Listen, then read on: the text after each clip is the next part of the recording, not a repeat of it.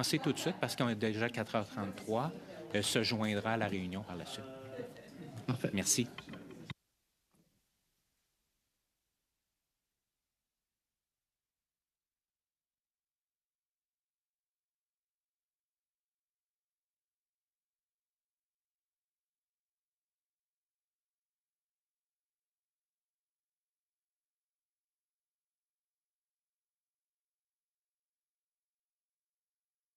Members, the clerk has advised me that we have a quorum, and those appearing virtually have been sound tested. All are okay except one witness, but there is another witness from the same group that is okay. So with that, I will call the meeting to order. Welcome to meeting number 90 of the House of Commons Standing Committee on Human Resources, Skills, Social Development, and the Status of Persons with Disabilities. Pursuant to Standing Order 1082, the committee is resuming a study on the implications of artificial intelligence technologies for the Canadian labour force. Today's meeting is taking place in a hybrid format, meaning there's members and witnesses appearing virtually and in the room. You have the option of choosing to participate in the official language of your choice by using interpretation services. The headset in the room, as well as if you're virtual, please use the world icon at the bottom of your surface and choose the official language of your choice. If there is an interruption in translation, please get my attention. We'll suspend while it is being corrected. I would ask those participating to speak slowly if possible for the benefit of the interpreters. And those in the room, keep your earpiece away from the mic for the protection of the hearing of the translators. So with that, and again, if you're appearing virtually, to get my attention, use the raised hand icon in the at the bottom of your surface. Today we will be meeting from 4:30 to 6. With witnesses, beginning as an individual, we have David Kieran, Editorial Director, Massachusetts Institute of Technology, Sloan Management, by video conference. From the Canadian Union of Public Employees, Quebec, we have Danik Soucy, President, Political Official, Committee on New Technologies, by video conference. We have Natalie Blais, Research Representative. Natalie does have issues with sound. If they cannot be resolved, she will not participate. From SAP Canada Incorporated, we have Yannick Luc Ashe, Vice President, Government Affairs. Madame in the room. Your name for me, Madame. Oh, thank you. Government Affairs and Business Development. So with that, we will start with 5 minutes for each group, beginning with David Kieran for 5 minutes or less, please. Okay. Distinguished members of the committee, thank you for organizing this important study and inviting me to participate in it. I'll discuss how AI is influencing 4 categories of work: designing work, supplying workers, conducting work, and measuring work and workers. AI-related shifts in each category have policy implications. In aggregate, these shifts raise questions about how to optimize producer flexibility, worker equity, and security. More broadly, these trends create policy opportunities for increasing productivity at the national level and strengthening social security safety nets. Although we need policies to address worker displacement from AI-related automation, policy also needs to address AI's influence on a wide range of business activities, including human-machine interactions, surveillance, and the use of external or contingent workers. Policy addressing AI in workforce ecosystems should balance workers' interests in sustainable and decent jobs with employers' interests in productivity and economic growth. The goal should be to allow businesses to meet competitive challenges while avoiding dehumanizing workers, discrimination, and inequality. I refer to workforce ecosystems rather than workforces. Our ongoing research on workforce ecosystems demonstrates that more and more organizations rely on workers other than employees to accomplish work. These include contractors, subcontractors, gig workers, crowds. Over 90% of managers in our global surveys view non-employees as part of their workforce. Many organizations are looking for best practices to ethically orchestrate all workers in an integrated way. So I'll start with designing work. The growing use of AI has a profound effect on work design and workforce ecosystems, including greater use of crowd-based work designs and disaggregating jobs into component tasks or projects. Consider modern food delivery platforms like Grubhub and DoorDash that use AI for sophisticated scheduling, matching, rating, and routing, which is essentially redesigned work within the food delivery industry. Without AI, such crowd-based work designs wouldn't be possible. AI is also driving recent trends to create work without jobs. On the one hand, this modularization of work can facilitate mobility within the firm and improve employee satisfaction by efficiently matching workers with tasks. On the other hand, designing work around tasks and projects can increase reliance on contingent workers for whom fewer benefits are required. Greater numbers of Canadian contingent workers can increase burdens on government-sponsored safety nets. And now I'll move to supplying workers. On the one hand, AI is transforming business access to labor pools. On the other hand, workers have more opportunities to work across geographic boundaries, creating opportunities for more workers. Using AI to find suitable workers can have both negative and positive consequences. For example, AI can perpetuate or reduce bias in hiring. Similarly, AI systems can help ensure pay equity or contribute to inequity through the workforce ecosystem by, for example, amplifying the value of existing skills while reducing the value of other skills. It remains an open question whether AI-driven work redesigns in the global economy will increase or decrease the supply of workers for Canadian businesses. I'll go to conducting work. In workforce ecosystems, humans and AI work together to create value with varying levels of interdependency and control over one another. As MIT professor Thomas Malone suggests, people have the most control when machines act only as tools, and machines have successively more control as their roles expand to assistants, peers, and finally managers. Emergent uses of generative AI in each category raise a variety of policy questions regarding worker liability, privacy, performance management, among other considerations. And the last category where AI is influencing work is measurement. Firms increasingly use AI to measure behaviors and performance that were once impossible to track. From biometric sensors to corporate email analysis to sentiment analysis, advanced measurement techniques have the potential to generate efficiency gains and improve conditions for workers, but they also risk dehumanizing workers and increasing discrimination in the workplace. That's about 5 minutes. I'm happy to continue. Now, Mr. Kieran? I have a conclusion, but also I'm happy to stop there. Okay, you can continue on with during the question period and capture anything that you missed in your opening statement, please. We'll now go to Mr. Soucy for 5 minutes or less, please. Monsieur le Président. Chair and members of the committee, thank you for inviting us. My name is Danique Soucy, and I'm the political representative of QP Quebec's Committee on New Technology. Our committee is attempting to gain a better understanding of emerging technologies that could impact the work of our members, including AI. Our objective has never been to oppose technological breakthroughs, but rather to find ways to adapt to them. A year ago, rapid advances by ChatGPT surprised the world and even AI specialists. We now know that generative AI systems are able to perform a variety of tasks. Not only can they allow for the automation of manual labor, but they can also perform numerous professional creative tasks those normally undertaken by professional or office staff.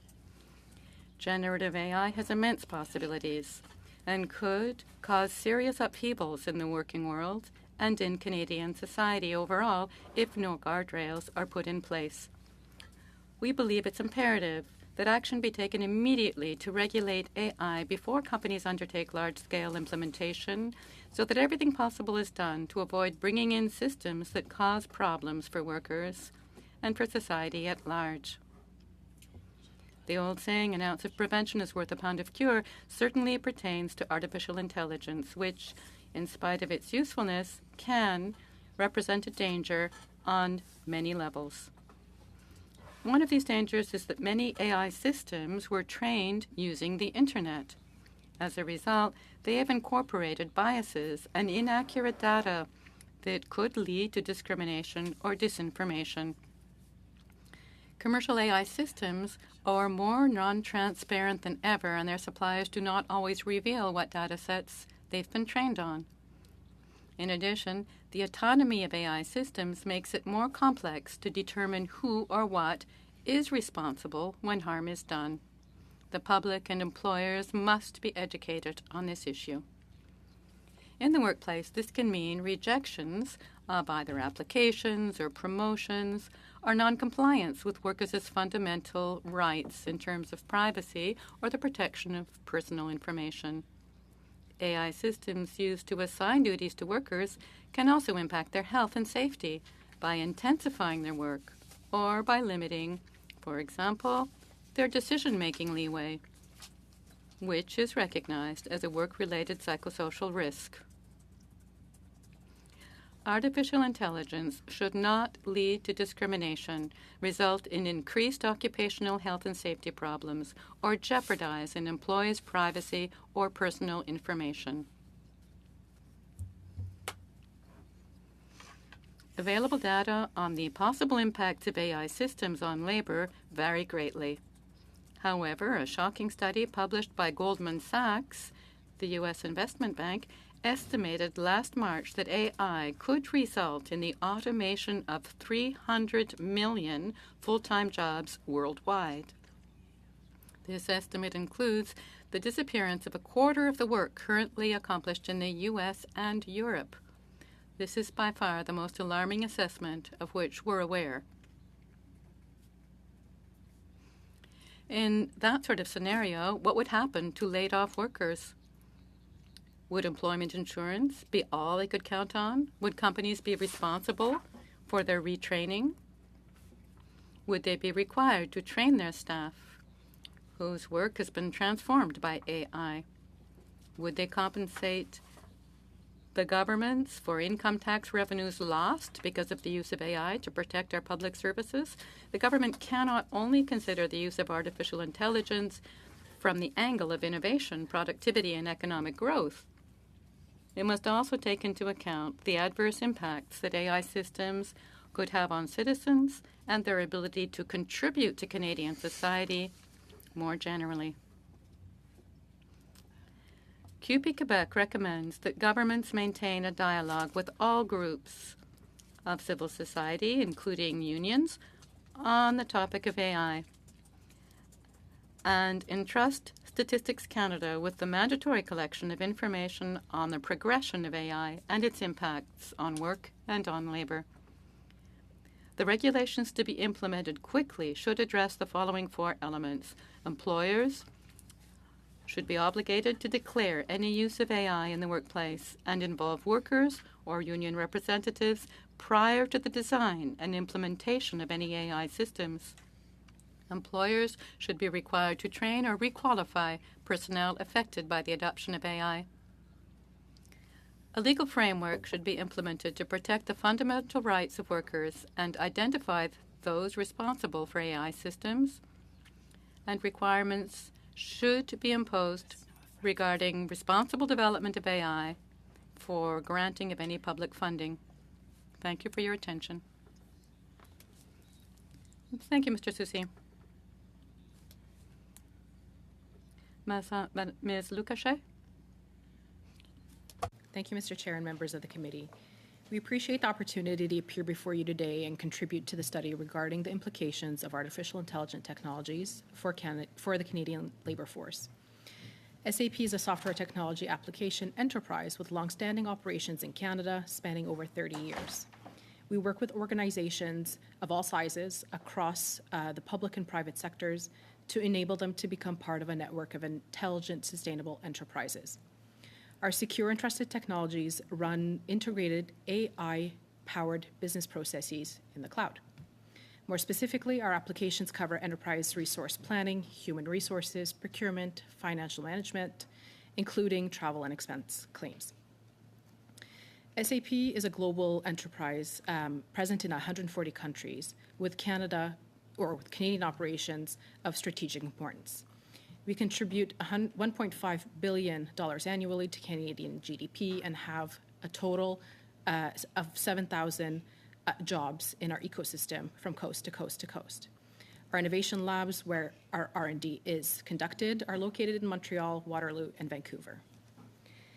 We understand that Canada's labour force today is confronted by the fast-paced evolution of AI technology, and workers are increasingly faced with a series of complex decisions related to the implementation and training as organizations are evolving within the new digital era.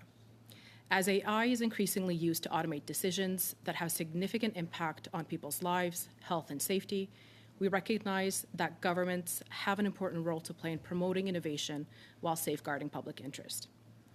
Concerns which we hope to discuss as a part of our testimony today are common and often overlooked practices associated with a general lack of AI integration, which we have seen impact many industries, including Canada's public sector. For example, I'm referring to the use of disconnected or complex legacy systems across organizations, outdated manual processes, limited interoperability, few end-to-end processes across human capital management functionalities, as an example. And when not addressed, these have implications on recruitment, retention, skills training, and not to mention the costs associated with operating such legacy systems. The boundless potential of generative AI could bolster Canada's economy by $210 billion, greatly boosting Canadian workers' productivity. And it's important that organizations seek experienced industry partners that are equipped to guide operations and organizations through their digital transformations, leveraging technologies like AI to level up the workforce. At SAP, we see that potential and opportunity to unlock productivity and value across our economic sectors. For example, AI can address some of the top workforce challenges of our times, from recruiting and training to increasing employee engagement and retention. And a few examples that I'll run through include recruiting AI software can remove unconscious biases in job descriptions, or recruiting automation can lighten the administrative burden by automating the delivery and receipt of necessary documents. Or specialized AI-enabled training is interactive. It's continuously learning and adapting to each worker's learning style, whether it's virtual, auditory, or written. AI analytics, specifically sentiment analytics, can identify how workers are feeling. AI performance analytics allows managers to extract bias-free insights from continuous real-time assessments via multiple sources. Another area where technology can support is with accessibility. Software solutions can enable the inclusion of members of the disability community into today's workforce.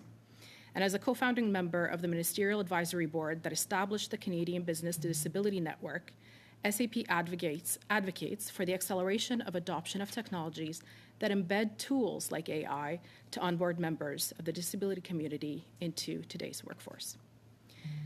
Canada's potential in the space is vibrant and remains globally competitive with a diverse AI ecosystem that attracts more AI talent and brings more women into AI-related roles that more than all of our G7 peers.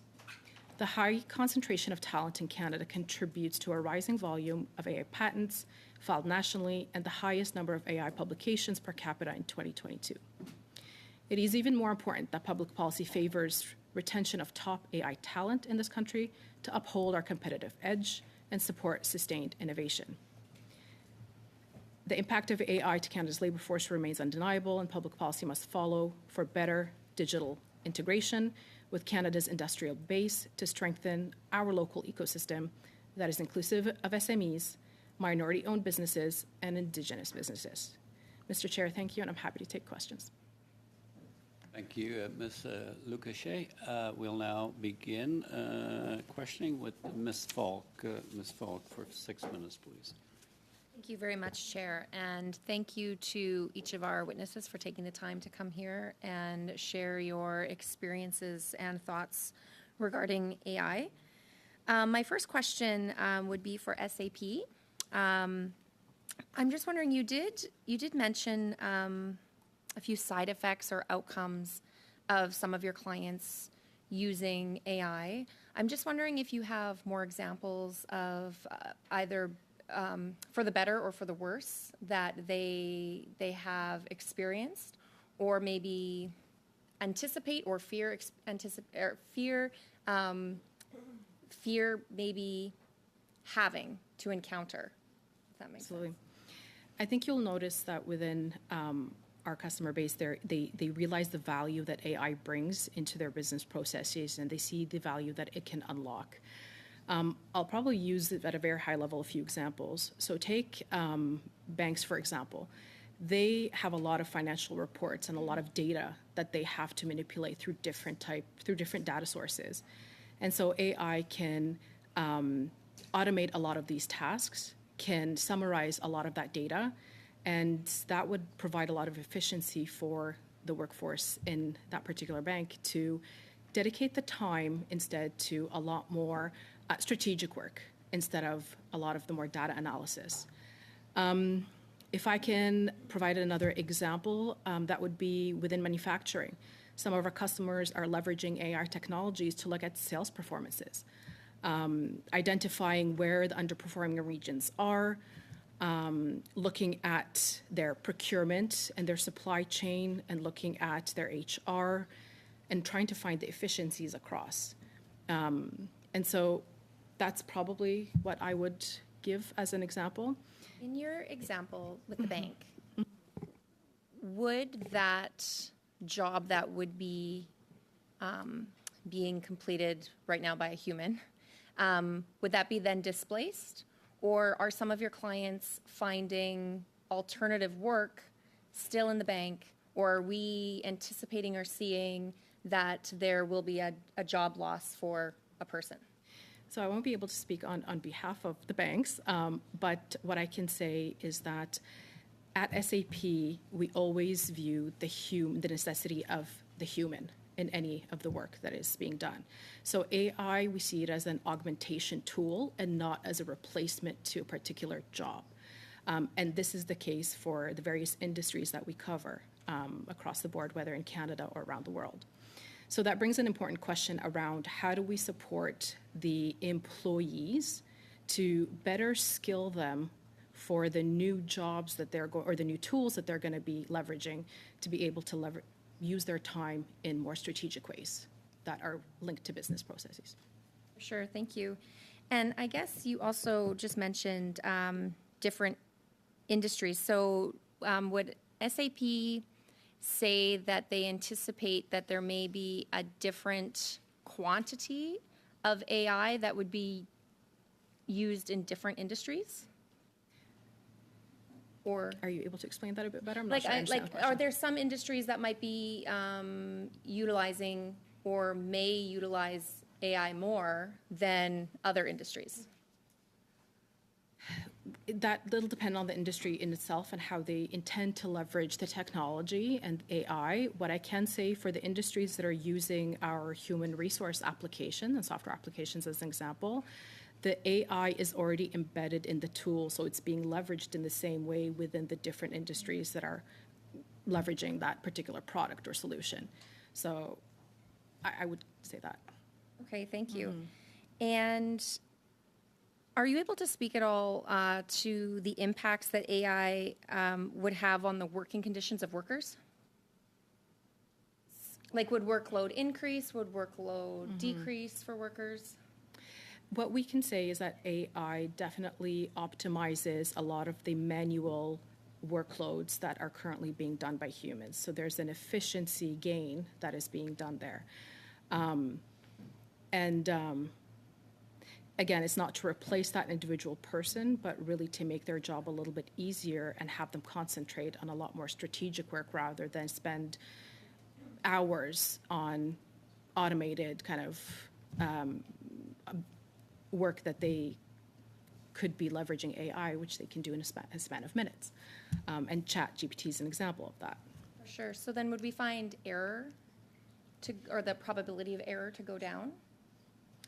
Like if we're looking at, if it's augmenting data, for example, like would AI do it better than the human?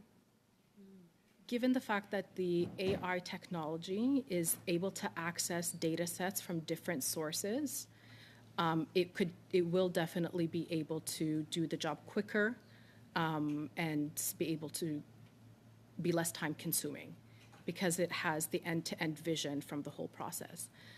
Now, whether the data is better or not better, I mean, that is left to be determined by the user.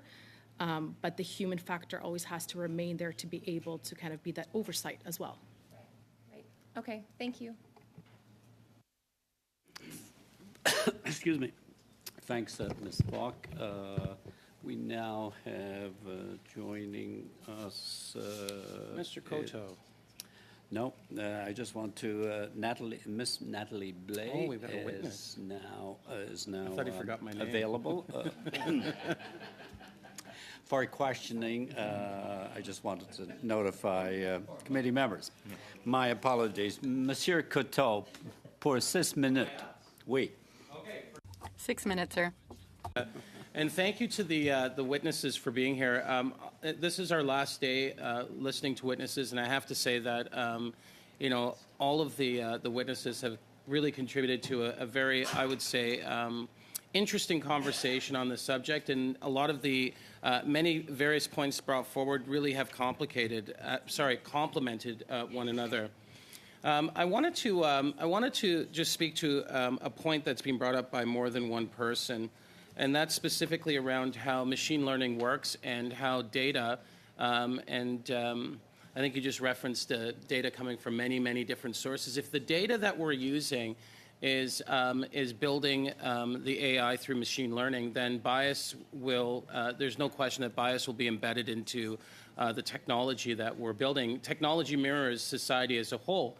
So a good example would be if there was AI being used in the judicial system, it would look at, let's say the last 70 years of court cases, and if that was the case, if we did acknowledge that that the AI was going to be built from that machine learning on data sets that have lasted the 70 years, and now we're making decisions based on that data, then there's bias embedded in it if we acknowledge that the system has systemic barriers in place. So the big question, I think it was Mr. Sosi brought up the fact that we need to be careful that the technology that we're putting forward doesn't bias, it doesn't set bias against some workers.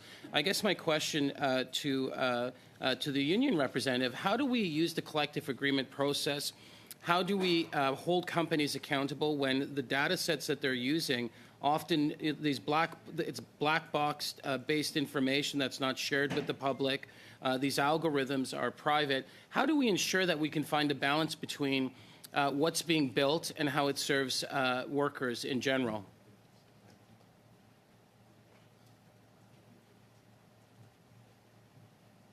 That was to Mr. Soucy, is it pronounced? Soucy. Yeah. Monsieur Soucy? Soucy? Soucy? Mr. Soucy. Perhaps Ms. Blais could answer. She's with us now. Oui, bonjour. Bonjour. Je vous remercie pour la question. Thank you for the question. It's an interesting one. Very recently, I was in a telecommunications colloquium where we were asking about the reliability of artificial intelligence. Given that they are trained, artificial intelligence is trained based on data that may not be reliable. For example, if it's trained on internet material, you're really picking up all the data on the internet And among that data, there is a lot of information, or some information at least here and there, that is false, and there's also a lot that's true, of course. So how can we ensure that the AI that's trained based on that data set is reliable? That was the question being put to business people working in telecommunications, and everyone kind of tiptoed around the matter. The reason I'm bringing this up is that I spoke with the moderator of the panel thereafter, and she herself is a specialist in this area, and she said the only way to ensure that the data is of sufficient quality would be to ask companies to indicate where their data is from within their systems and for their systems. Developers, for example, would tell companies buying AI that, look, we trained this AI on internet or based on your own private data, or we trained them on data provided by a government or university.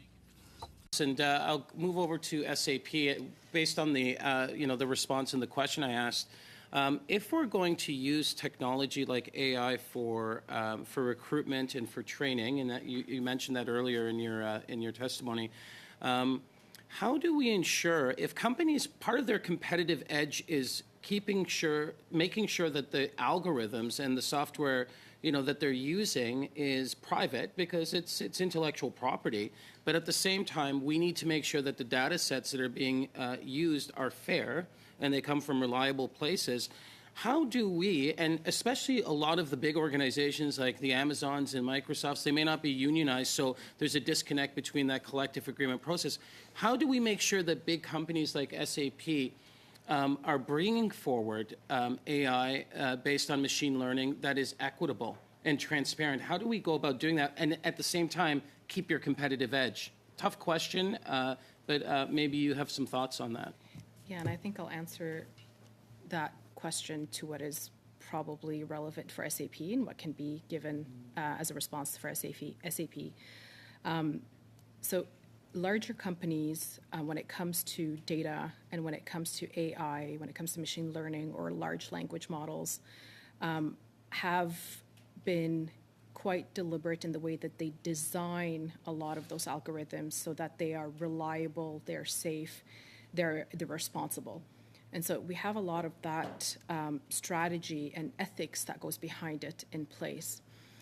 So I'll start with that. Piece. I'd like to know about the ethics piece. How do you make sure the ethics piece is kept if it's really behind the company? Like the company needs to preserve some of its Absolutely. So, and there are compliances that we have to address and we have to abide by. So does other industry members as well in the different sectors. The data that goes behind, SAP does not own that data. It is the customer's data. So we provide that technology and the tools, and they maintain that data. So it's hard for me to kind of answer that question from that perspective. But all to say is that there's a lot that goes into these tools and how they're used. The data, depending on the sources that it's coming from, yes, it has to be validated, it has to be verified to make sure that it does not cause bias, it does not cause unintended consequences. And the developers in our industry are consistently looking at how to improve that technology and how to improve leveraging the good data, or clean data, I should say. Thank you. I appreciate that. Thank you, Chair. Thank you, Mr. Coteau. Madame Chabot, à vous la parole pour 6 minutes. Ms. Chabot, the floor is yours. You have 6 minutes. Thank you, Chair. And thank you to our witnesses. On this last day of hearing witnesses on this study about the implications of artificial intelligence technologies for the labor market, I'm not sure whether we've actually heard everything and gotten to the end of all this. It looks like we're still missing quite a bit of data before we'd really be able to weigh this properly. My questions are for you, Mr. Soucy, or you, Ms. Blais. Thank you for being here. Others have come to tell us that what's worse here is that workers don't know. That's what's really the problem is. They don't know ahead of time that these new technologies, such as AI, are being set up in their workplaces, or even what they were going to be used for. You have said that this could create quite a shakedown in the labor market, thus it should be regulated. What do you mean by regulated? One of our Liberal colleagues has brought this up. Not all workers are unionized. They are not all represented by unions. That being the case, how shall we frame this?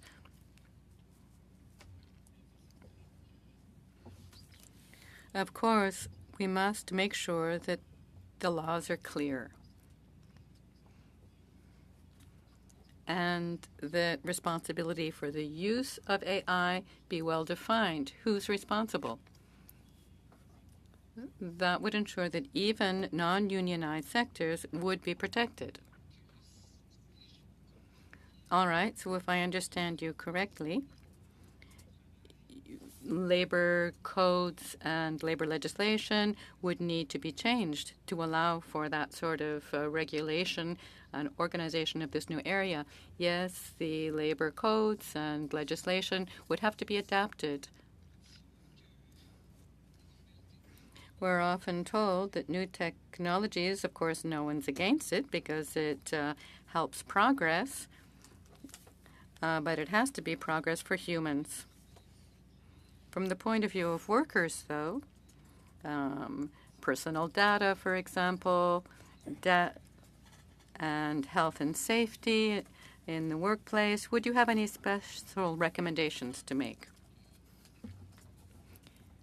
These tools, because of course they must be treated as tools and not as ways of getting the work done, by replacing humans, we cannot allow them to create health and safety risks for humans. We must make sure then that everything is clear, that the ways to counter harm and where you can turn if there's any harm done are clearly laid out ahead of time. We need to first inform the public and businesses as well. I think that the government, which is promoting the adoption of AI in the fall, there was an all-in event in Montreal, and Minister Champagne and Prime Minister Trudeau were both there. So it's clear that the government wishes to adopt AI, wants to go ahead with this new approach. But we must keep in mind that the people aren't necessarily literate yet in this new language, this new area. So we must remain vigilant when it comes to adopting this approach or using certain types of data. So step one would be ensuring that everyone's well informed. And then second, ensure that labor legislation is adapted. And if a special legislation comes out covering AI, and I understand that's being discussed at the industry committee, then within that legislation there might be some specifics about how AI shall be used in order to ensure that workers' rights and health and safety are protected. Okay, I've got a question along those lines because I heard about this large Congress, this meeting in Montreal.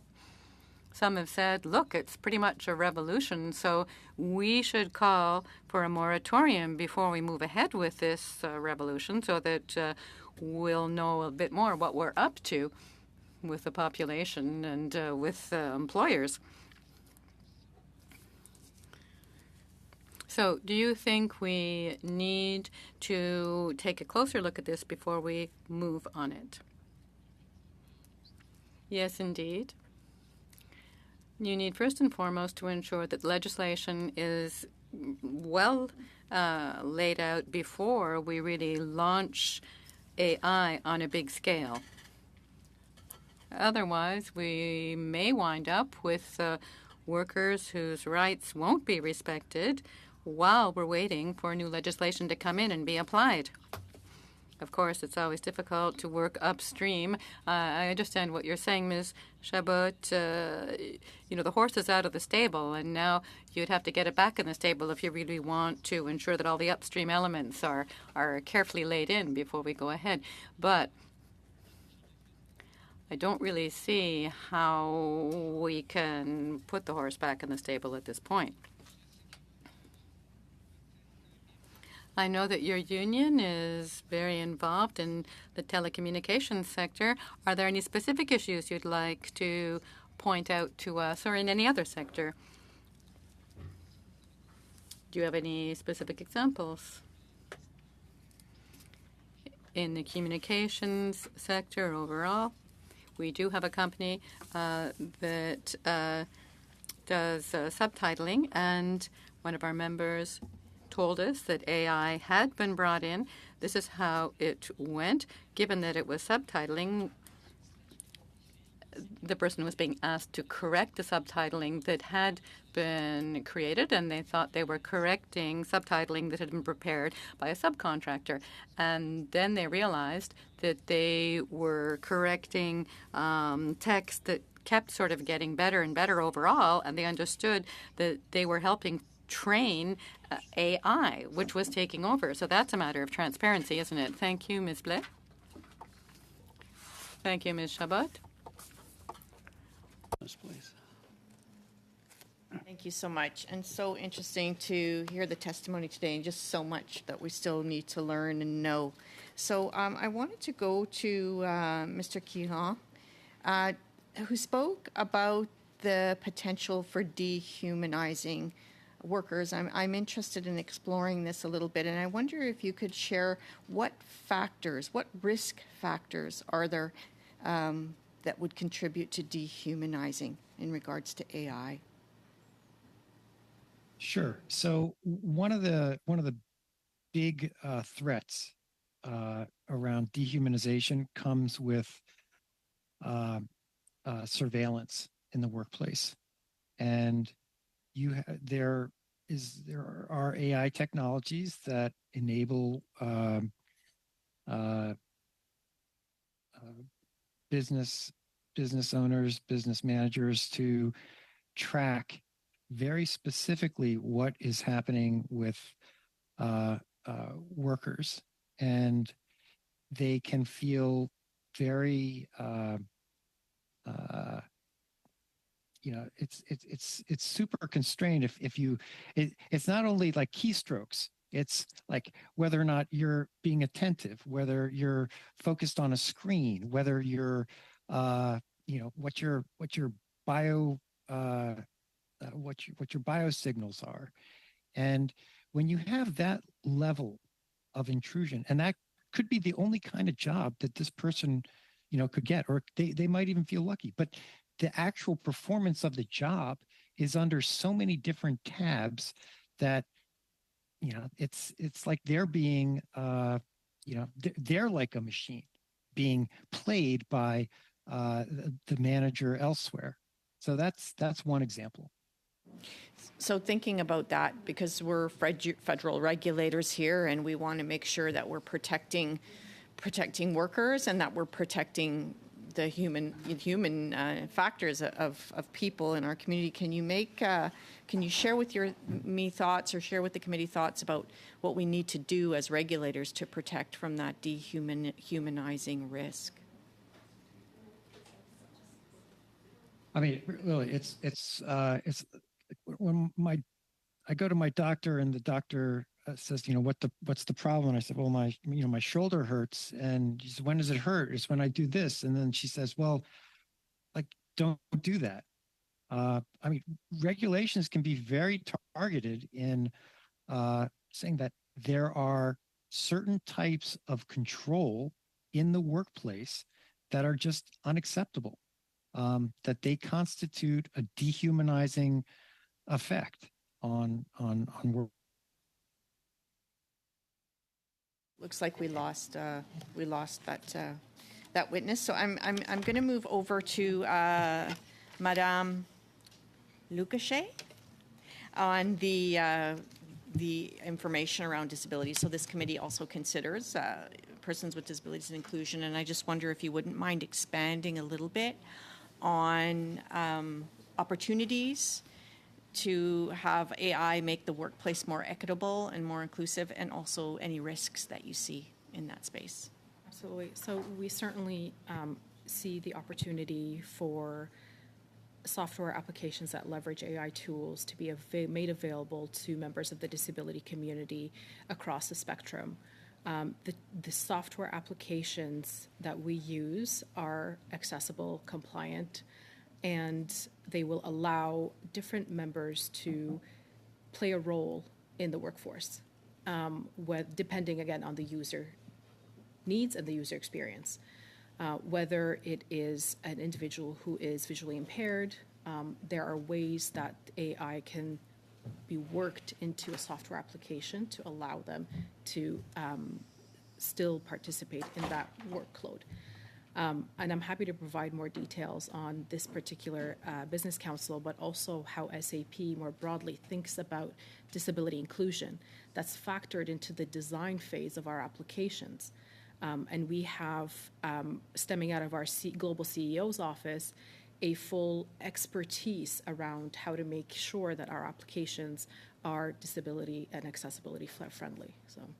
And that goes across the board for all of our applications that are used right now. Thank you for offering additional information, and to have the makeup of that council and how it works would be great, because in testimony in this committee on this study, it's been suggested that there should be an advisory council in relation to rolling out regulation as it relates to workers. And I just wonder if you could share what you think would be important representation around any kind of an advisory council federally that would look at the implementation of AI in the labor market. Absolutely. So the Disability Business Council that was just recently formed takes a bit of that perspective as to how we ensure that a lot of what the business community across the board is using, whether it's the design of their offices all the way to the IT that they leverage and the software that they leverage, is accessible. That component of the study could partly be taken with that in mind. But from a regulatory perspective, for example, the federal government in Canada does have an accessibility law act that a lot of the providers have to abide by. And so that is one way that we adhere to it. Around how regulations are evolving, I think that's where the conversation that we could take it, and having an advisory board look at the different ways and the evolving ways that AI technology can play in that role, I think is a very valid conversation, and one that we should probably be taking a deeper look at. Thank you so much. My pleasure. Thank you, Ms. Cirillo. Ms. Gray, for 5 minutes. Thank you, Mr. Chair, and thank you to all the witnesses for being here. My first questions are for Mr. Curon. You had stated in an article you co-wrote that, quote, these analytic systems, which we call smart KPIs, can learn and learn to self-improve with and without human intervention, unquote. So my question for you is, do you believe that due to this, AI would be able to collect private data? And if so, are there gaps in privacy legislation you would recommend to the government amending or implementing? That's a fascinating question. So the whole issue of KPIs and acquiring private data to improve KPIs and help them learn, it's to the extent that businesses use private customer data, and that's part of their data sets. I don't believe that there's definitely regulation that constrains what how businesses can use that personal data outside the organization. Within the organization, there's obviously like some like you can't see Social Security numbers outside of the HR. So the fact that KPI data is being used to help train new KPIs or better KPIs, and the KPIs themselves can learn from this data, it could be limited to whatever is appropriate within the enterprise uses of the data, if that makes sense. Great, thank you. And just a quick question. Do you think the development of AI will pose risk to someone's privacy and intellectual property? Oh yes. It already has.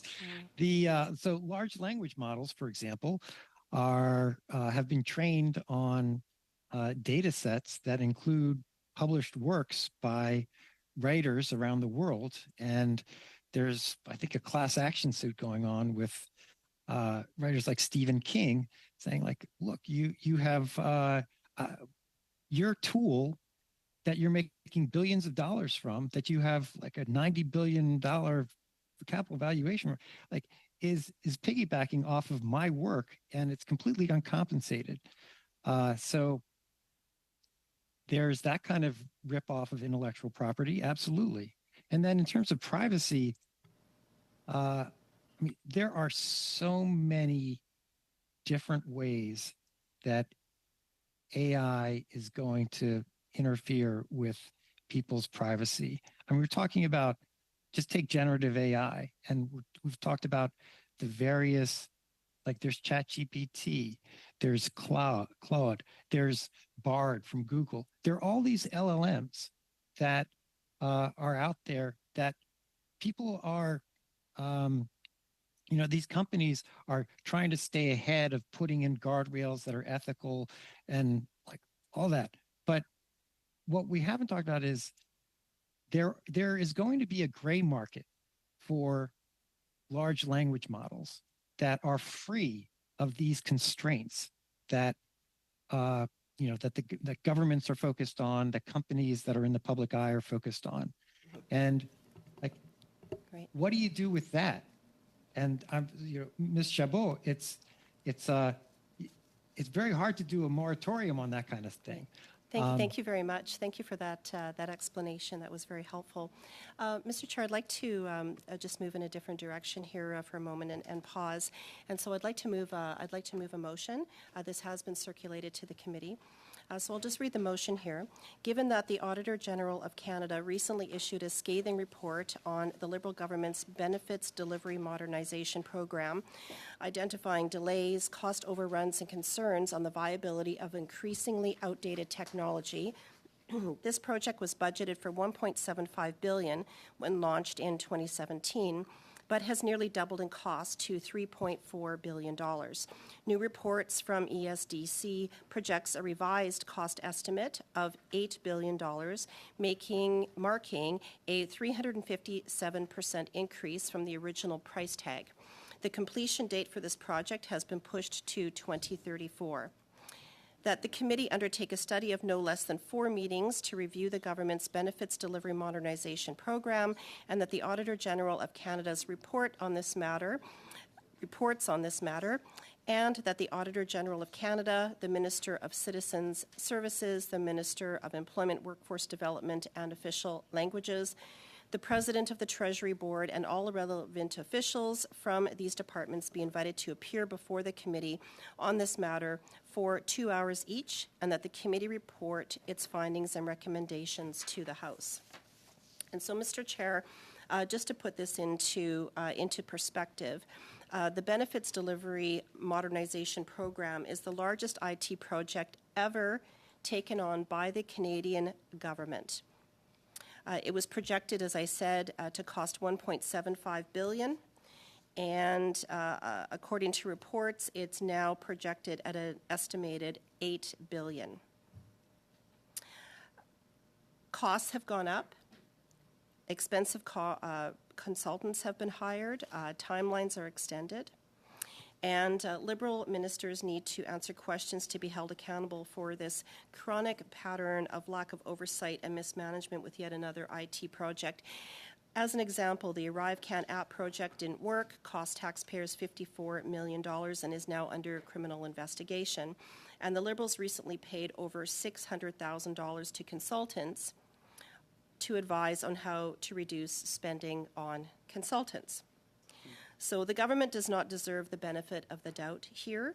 This is a massive spending project of taxpayer dollars. And this Human Resources Committee needs to scrutinize this. So I hope to have support of all members of this committee. Thank you, Mr. Chair. Thank you. For the benefit of witnesses appearing, this is a normal process. A member can use their time to introduce a motion. and we suspend the interaction with committee member, with witness while we're doing this. So we now have the floor. The clerk has advised me the motion was in order and to be moved today. It's now open for discussion. I have Mr. Fragas-Catos on the motion of Ms. Gray. Thank you very much, Mr. Chair. I'm not so sure that the numbers can be counted on in terms of veracity, and I'm not saying that I'm not willing to delve into these issues more, but I think we will have an opportunity to do so not today, not in coming meetings, but when we have the supplementary estimates. I think that offers us a chance to continue this committee's focus on agenda items that we've already agreed to, and I think we should resume the meeting at the earliest opportunity. Happy to move to a vote. Seeing no further discussion, I'll call for a recorded. He called for a vote? Yep, he called for a vote, a Okay, recorded that's vote unfortunate. on the motion of Ms. Gray. Okay, on the motion, Mr. Fragas-Catos. No. Mr. Kusmaricek. No. Mr. Collins. Not today, no. Mr. Cotto. No. Mr. Van Bynen. Mrs. Gray. Yes. Mrs. Fall. Mrs. Ferrari. Yes. Mr. Aitchison. Yes. Madame Chabot. No. Mrs. Zarillo. No. 7 nays, 4 yeas. Motion is defeated. We'll resume to the committee, the matters before the committee. Ms. Gray, you do have about 50 seconds. Great, thank you, Mr. Chair. And it's really unfortunate that the members opposite have not supported this motion, considering that the Auditor General has written this committee saying that she is willing to come before this committee to actually discuss the very damning report that they put together. Ms. And so Gray? that's unfortunate. Ms. Gray? Yes, Mr. Chair? Yes, the business before the committee is the witness appearing on the motion. The motion you moved was voted on and defeated. I would ask you to bring your comments to the agenda item currently before the committee, which is the questioning of witnesses on the AI study. A point of order, Mr. Chair, I think I've just got a few point of moments order. here, so I'll just ask the witness that I Ms. was Gray? asking Ms. before. Gray? Yes? Point of order from Mr. I think the 50 seconds is done. This is my point. The clock shouldn't stop because the member's speaking about, like, the time has been exhausted, so I think we need to move on to the next speaker. Thank you, Mr. Cato. Burned at my time. But there's no direction. When a member moves a motion in their time, we do suspend, and I allow the time left, and that is the procedure of committees. But Ms. Gray used up the rest of her 50 seconds with the discussion. So now we will move to Mr. Kuzmarchek for 5 minutes. Thank you, Mr. Chair, and I thank the witnesses for an excellent conversation this afternoon. Question for Professor Kiran. Work rarely happens in isolation. Workers rarely work in isolation. They work on teams. And I wanted to ask you whether you've considered how AI may impact teamwork, could impact collaboration in various settings, whether it's an office setting, whether it's a warehouse or a factory. Just curious if you've given teamwork and the impact of AI on teamwork some thought. Yeah, we have. We've actually looked at this. We did a study with the Boston Consulting Group and a professor from Boston College, Sam Ransbotham, on this very topic. And the ways that machines and humans interact fall into different categories. So one category, and I'll try to keep this as concise as possible, but you can have the machine doing just take decision making. The machine makes a decision all by itself, and it's an automated thing. It's like take fraud detection. These AI technologies are sifting through so many parameters that no human could do it possibly. It's making decisions about what constitutes fraud. There are other kinds of things where the AI would contribute to a decision, but the human would have final decision-making authority over it. Similarly, the human could contribute to the AI making a final decision. Where take fraud, it's like there's another fraud instance, but it reaches a level where it's not really clear whether or not it's fraud. So the human might play a role in making that kind of decision. So there's a whole spectrum. And what we found is that AI at a very high level, when humans are working with AI, it actually emboldens and strengthens teamwork on the part of humans. Humans are more satisfied working with AI than teams not working with AI. It increases collaboration. That's interesting, and the reason I ask, I'm reading a book right now by Dr. Brian Goldman on teamwork, and he sort of looks at, even in the operating room, sort of a complex environment where you have many surgeons and doctors and nurses sort of operating together. Mistakes sometimes happen, suboptimal decisions are made. And so I'm wondering how AI might be utilized to sort of prevent some of those mistakes and help optimize decisions in a complex sort of dynamic setting. So I very much appreciate what you brought to the table there in terms of your insights. My question to Ms. Lucachet is, I believe today you were moderating a panel, if I'm not mistaken, with the Canadian Chamber of Commerce on AI.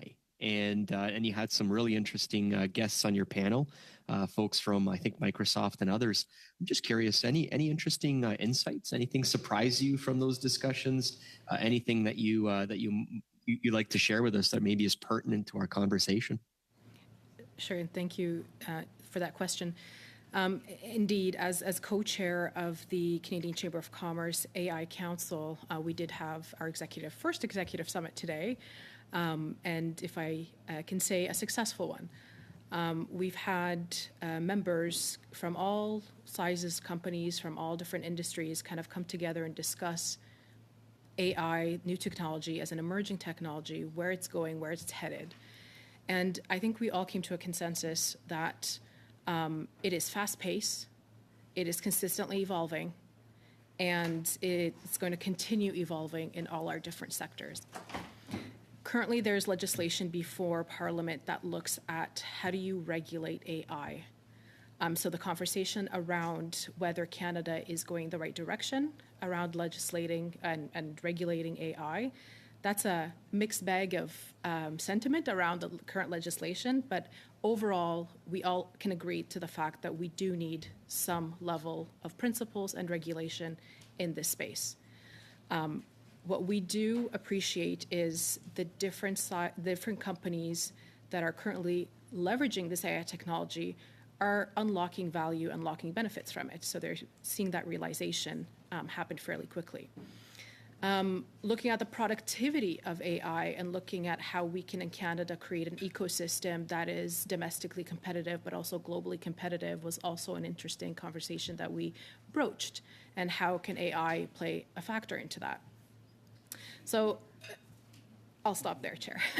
Happy to speak more about it. Thank you, Mr. Kuzmerchuk. Madame Chabot, pour 2 minutes et demi. Ms. Chabot, you have 2.5 minutes.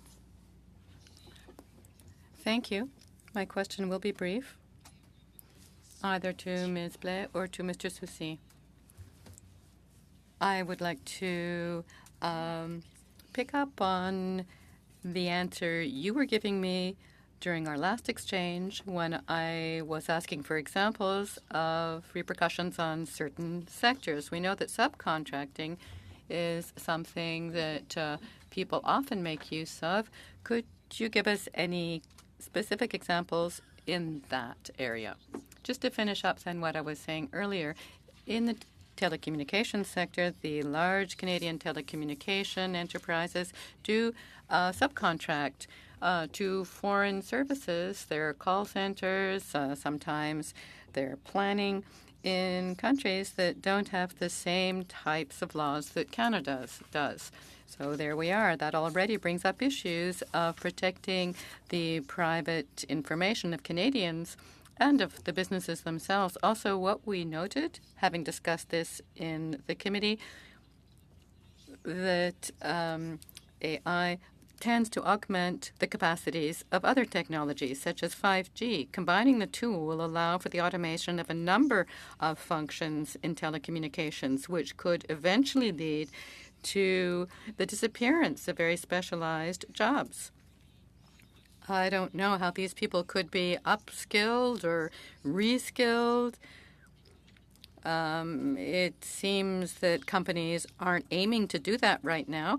They prefer to hire subcontractors able to provide full service, wraparound services,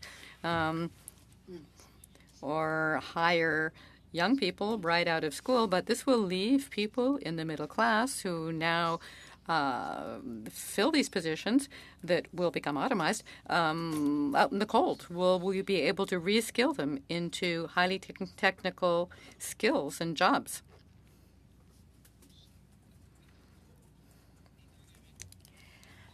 And in the answers, when it comes to training, requalifying, reskilling, do you think that employers do have obligations in this regard to organize a transition, to reskill their workers? I'm not sure.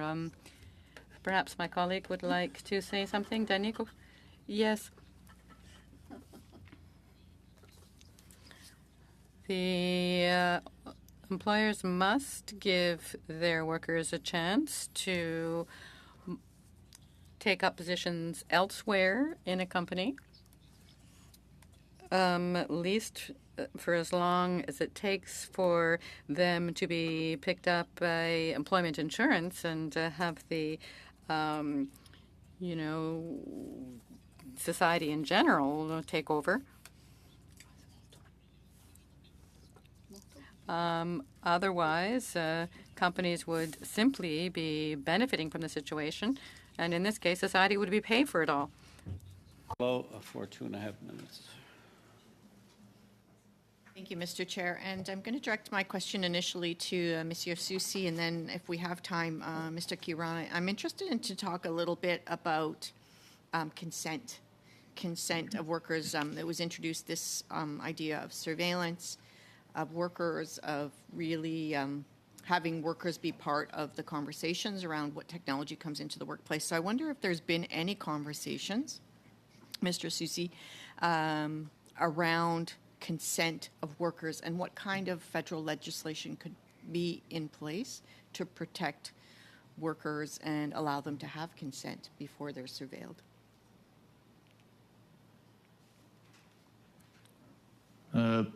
Pour savoir au niveau du consent. So about consent, first we need to know what data is being gathered from by the employers. Until they're transparent about it, we won't know what they're gathering, so it's difficult to provide consent.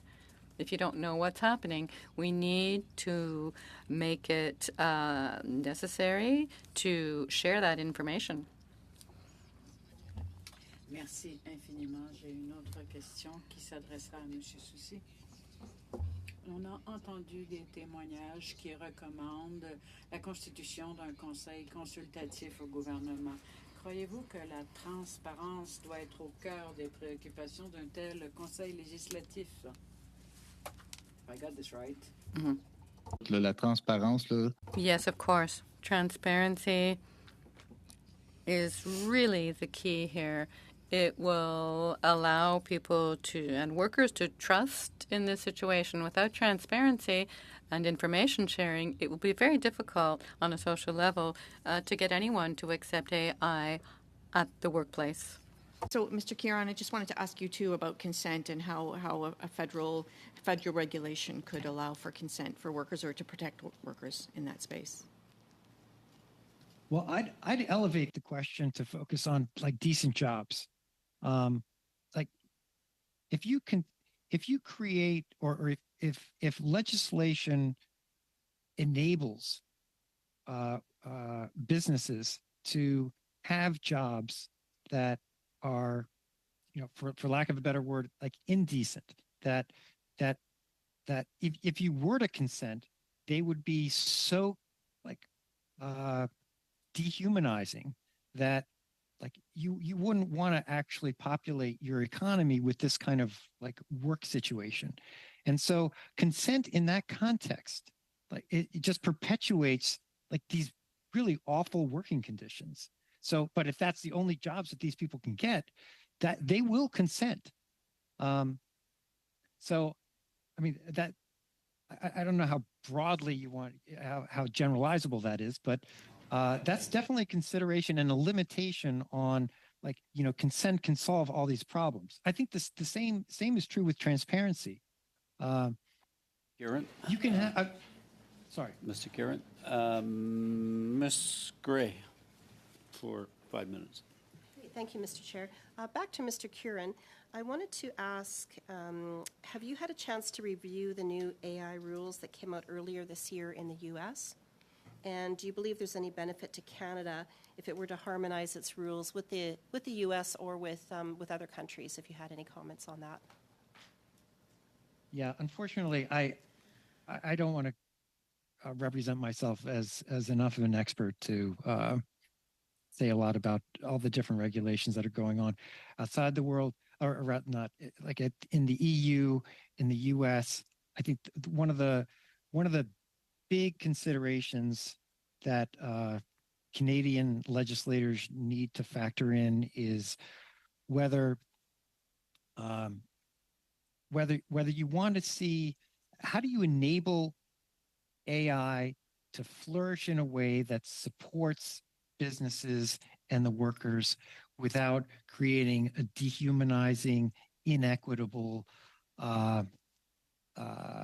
two-tiered system with workers. Great, thank you. And do you believe in your experience there's a potential for opening up copyright issues, and do you think that our copyright laws are strong enough in Canada right now? Again, I'm sorry, I don't know enough about the Canadian context, but the copyright, they're not strong enough. Copyright laws are not strong enough, and it's not clear. There's so many issues that are new that need to be wrestled with that haven't really been wrestled with.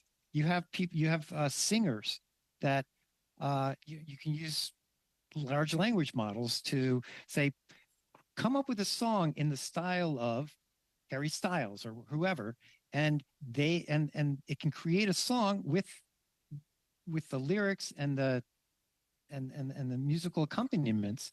And you know, Harry Styles, what is he owed anything as a result of this? Great, thank you for your comments on that and for that comparison. I appreciate that. Mr. Chair, I'd like to go forward with moving another motion here, and this has been circulated to the committee. So I'll read the motion that pursuant to the order of reference of Thursday, November 9th, 2023, the Minister of Employment, Workforce Development and Official Languages, the Minister of Housing, Infrastructure and Communities, the Minister of Diversity, Inclusion and Persons with Disabilities, the Minister of Labour and Seniors, the Minister of Families, Children and Social Development, and the Minister of Citizens Services appear before the committee for no fewer than 2 hours each to consider the supplementary estimates before Friday, December 1st, 2023. And I mean, this is normal practice for us to have ministers come to the committee. So this is formally requesting them to do this. This is also particularly important considering the motion that I just put forth, which was not successful at this committee to look at the benefits delivery modernization program. And in fact, the Liberal member opposite had noted that this would be something that could be brought up when the ministers come here to talk about estimates. So this is perfect timing. And so therefore, this should be easily supported by the members here. This is really important considering, we're looking at the numbers, we're looking at the extra spending of the government, and we also have a new minister in here as well with a new portfolio, and so this is really timing to have this minister come forth. We haven't had this minister before the committee, and as I had mentioned earlier, we also have the Auditor General's report, which hasn't been addressed yet, and we can question the ministers on that as well. So thank you very much, Mr. Chair. Thank you. We now have on the motion, we have Mr. Aitchison, I believe, Ms. Falk, Ms. Ferrari, and now Mr. Kuzmierczak. Mr. Aitchison on the motion, and again to the witnesses, this is in order before the committee. Mr. Aitchison. Okay. If you soon don't get the floor, I'll go to Ms. Falk. Go to Ms. Falk. Ms. Falk, then Ms. Ferrari, and then Mr. Kuzmierczak, and Madame Shabbat, and Mr. Kato. Should we end the session with the witnesses at this point? Considering there's such a long list? That is a good question, but the clock. Because it was 6 o'clock. Was it committee business at 6? Is committee business at 6? At 6 o'clock. Okay. We will leave. The meeting is still within this time slot with the witness, so I'll ask the witness to stay until we deal with this. Ms. Falk, you have the floor. Ms. Ferrari, then Mr. Kuzmierczak, and Ms. Shabbat. Thank you very much, Chair. It's longstanding practice, as we all know, in each committee to have estimates. I know, as Ms. Gray said, we do have a new minister, too, that hasn't had the opportunity to come to this committee yet, just to even express or speak to the mandate that he has. So I think it's completely reasonable that we have these ministers come to committees, preferably this session here. Ms. Ferrari? Yes, I was wondering if I could add an amendment to the current motion, that we could start the meetings in December. Are we able to do that at all, or is that? An amendment is totally in order. If you are you proposing an amendment to Ms. Grace? Yes, proposing an amendment that we could Then be clear. to do it before we rise for the Christmas break, basically, to get these ministers in. Okay, so now we're on the amendment, the motion as we're on the amendment. The amendment is that Sorry, to follow up with that, Chair, I'm going to echo what my colleagues have said, but I think with the Minister of Citizen Services, who now oversees passports with the holiday season upon us, estimates, all of these things, we haven't seen this minister yet, so I think getting them in ASAP and before we rise in December is ideal. So hopefully we have the support of the committee on this.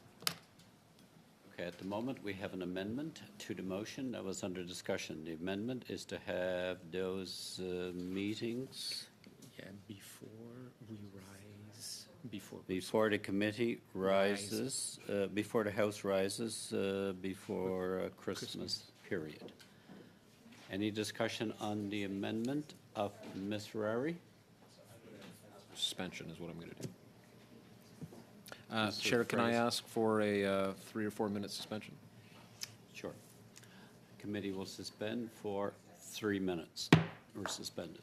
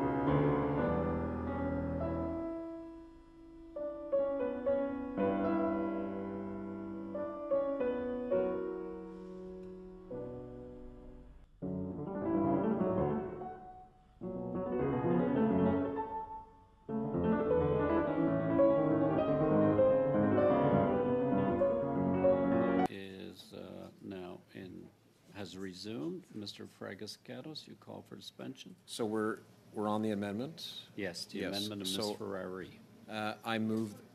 I'd like to go to the vote. I think we're ready to proceed to the vote on the amendment. No, that's fine, go ahead. Thank you so much, Chair. Just to clarify, because I had said, I see now when I'm looking at the motion, December, but what I'm asking for is a start date of December 1st to start the studies, December 1st. That was just to clarify. Thank you very much for that specific date for the estimates. It says December, before December 1st. December? So I'm starting December. Clarification. We're saying started on You as opposed cannot to amend your own amendment, but I will allow it on a clarification. Thank you, Chair. Okay, so the clarification on Ms. Ferrari clarified her amendment. I have Ms. Shabat on screen with her hand up. Madame Shabat. Oui, Monsieur le Président. Yes, Chair. Look, I need clarification. The motion that we received last week was about receiving 5 ministers, 2 hours each. Is that indeed what we're debating? Yes. So there would be an amendment to the effect that this would begin on the 1st of December. So on the underlying issue, receiving ministers, yes, I agree to that. But if we impose a calendar, it seems to me that this would toss up for reconsideration our priorities, the work of the committee as we've laid it out. So would it be possible to continue debating this question and to suspend our current work? Because clearly enough, if we want to hear from 5 ministers, 2 hours each, as of the 1st of December, rationally speaking, the work that we were to undertake in December would fall to the wayside. That would be providing this committee voted to accept the amendment of Ms. Ferrari, would then change the agreed to calendar. And the motion has 6 ministers in it, not 5. So that would be longer. So do we want to go to, are we okay to go to a vote on the... Monsieur le Président. Chair, if I may, Ms. Chabot? On the main motion, though, it would still be 2 hours for each of these ministers, am I correct? Je comprends que nos règles, c'est de voter. I understand that by the rules we should first vote on the amendment, but so then we could debate the main motion, correct? Yes. Thank you very much. Gatos, you wanted the floor? Just to say we're ready to move to a vote, Mr. Chair. Okay, I'm going to... Madame Shabat, you still have your hand up. You okay? D'accord? So I'll ask the clerk to call a recorded vote on the amendment of Ms. Ferrari of the main motion of Ms. Gray. So we're clear what we're voting on. We're voting on the amendment of Ms. Ferrari. Would you like me to read the amendment? I'll get the clerk to read the amendment. Thank you, Mr. Chair. The amendment is to replace before Friday, December 1st, 2023, with starting on Friday, December 1st, 2023. Okay. On the amendment, Mr. Fragiscatos. No. Mr. Kusmaricek. No. Mr. Collins. No. Mr. Koto. No. Mr. Van Bynen. No. Mrs. Gray. Yes. Ms. Falk. Yep. Yep. Ms. Ferrari. Yes. Mr. Aitchison. Yes. Madame Chabot. No. Mrs. Zerillo. No. The amendment is defeated. On the motion?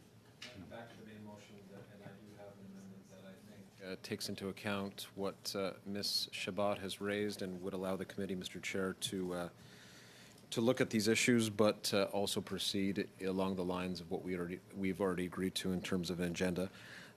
We know what the main motion is, so I'll just begin at the word appear, just to make it efficient here.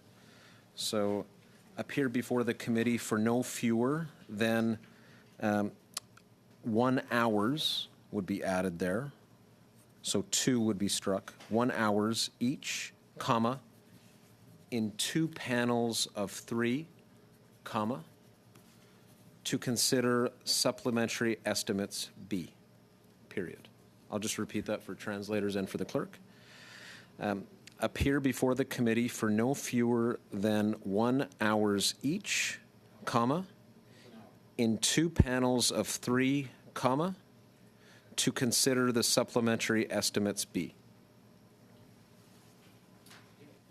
Clear. Madame Shabbat had her hand up first, and Madame Shabbat, you wish to speak on the amendment of Mr. Fragas-Catos? Yes, which we have just heard. When I put my hand up, though, it was also to put forward an motion exactly there, 1 hour each, not 2. So I understand that that's already been done. So I would agree. Thank you. Did Ms. Falk on the amendment of Mr. Fragas-Catos? Thanks, Chair. So just for confirmation, that's not 1 hour per minister. That would be 3 ministers for 1 hour for a total of 2 hours, correct? Wait. Yes. So I think that this sets a very bad precedent when it comes to transparency. In the past, I know we have had 1 hour for a minister and 1 hour for their department. The minister usually brings department staff to answer any technical questions that they may need assistance with. But I just think that this sets an awful precedent for whomever will be in government today or in the future that skirts around transparency, especially when we have a government like this that spends billions upon billions upon billions, and there seems to be slush funds places. It's absolutely unacceptable for me to agree to only have to not have each minister, for the tradition that we've had in this committee for a very long time, of 2 hours for one minister. I think it looks like a cover-up. It looks like the Liberals are continuing to hide from accountability, and it's very sad.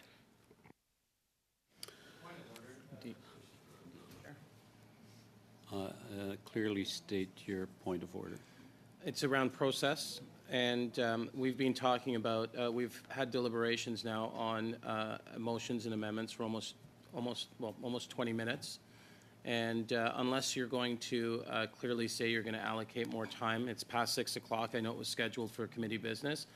I think, having the witnesses stay here for 20 minutes while we conduct our business is very disrespectful to these very hardworking professional people who have flown across the country in some cases to come and provide us information.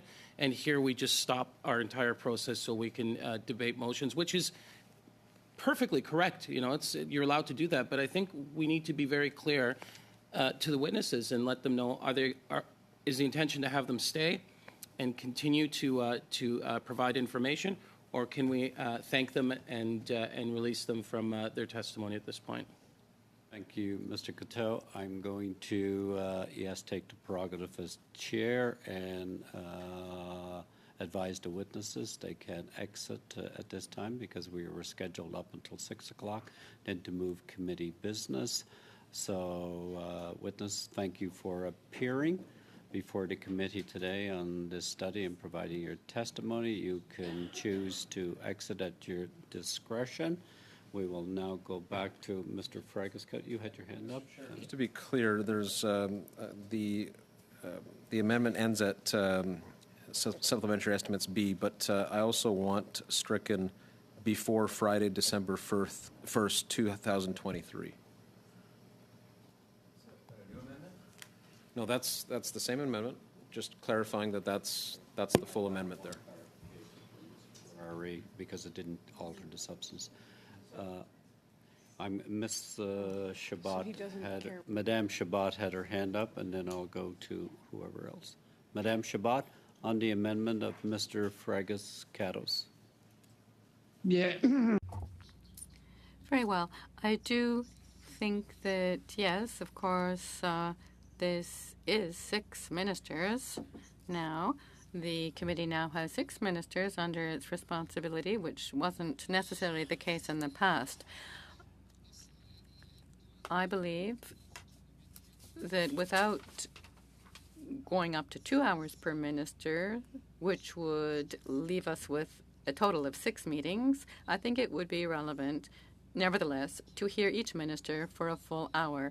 Hearing 3 ministers over a single hour, 6 minutes a question, 3 minutes for my party, it seems that this is a pretty feeble demonstration of democracy. So unfortunately, I'm joining you virtually, but I would have amended the pre-initial motion to read 1 hour each. That is what I suggest, Chair.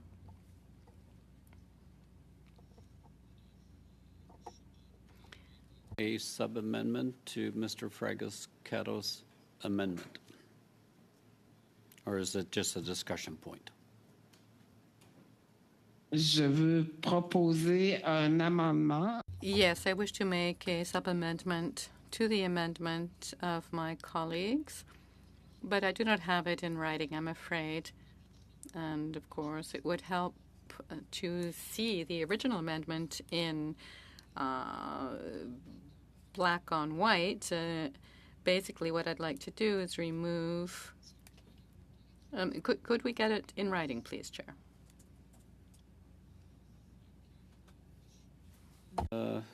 Well, no, it's in order.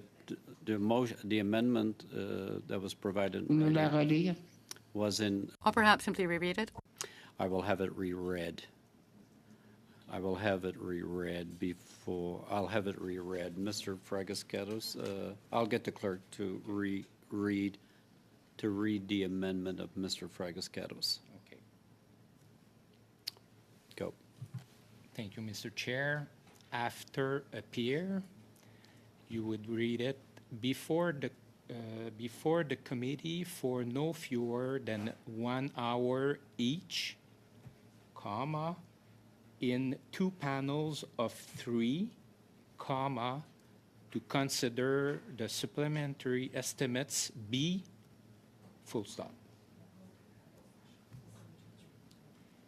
Merci, Monsieur le Président. Merci. Thank you, Chair, and thank you, Clerk. My amendment then would withdraw, suppress whatever is within those 2 commas, the matter of it being in 2 panels. 2 panels of 3 each. I would just withdraw that from the amendment text. That's my supplementary or sub-amendment, I believe it is.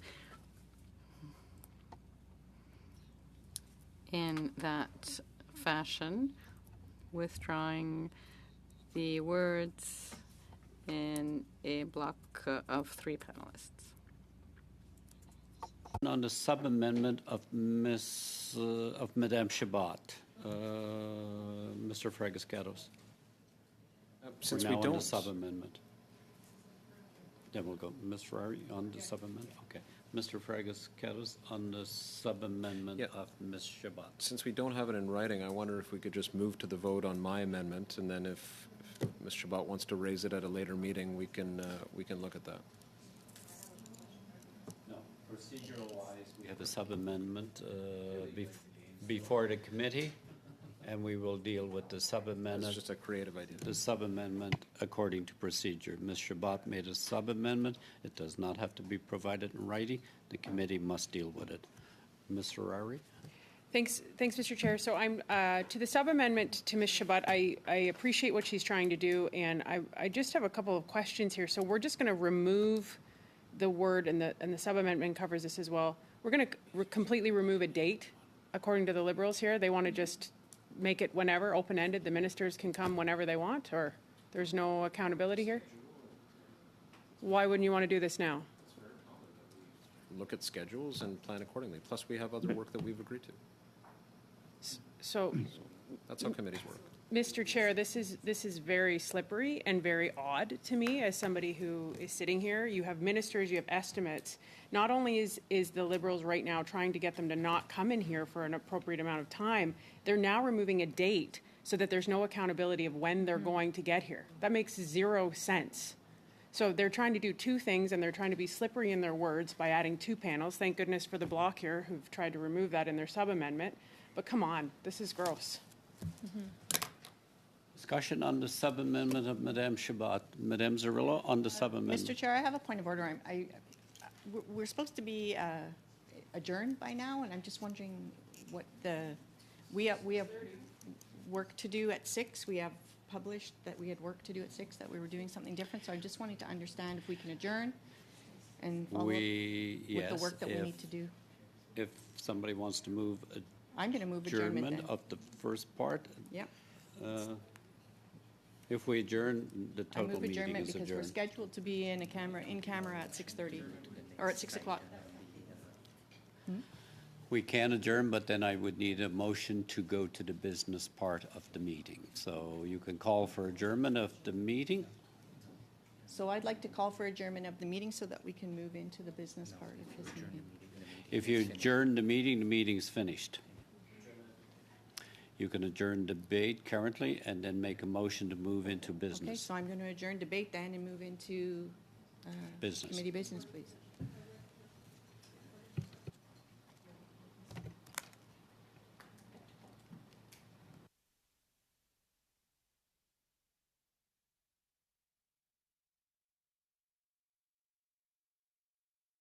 Is it agreed to adjourn the debate?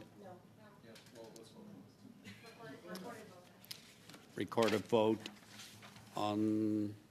Adjourn the debate on the motion, on the sub-amendment. So we're a recorded vote on adjourning debate. It's on the sub-amendment. Clerk, but it's read on it in. Yeah. Okay. The vote will be on to adjourn the debate on the sub-amendment, the amendment, and the motion itself. It's the whole thing. You can then just adjourn the debate on the sub-amendment because it's still there. Yeah.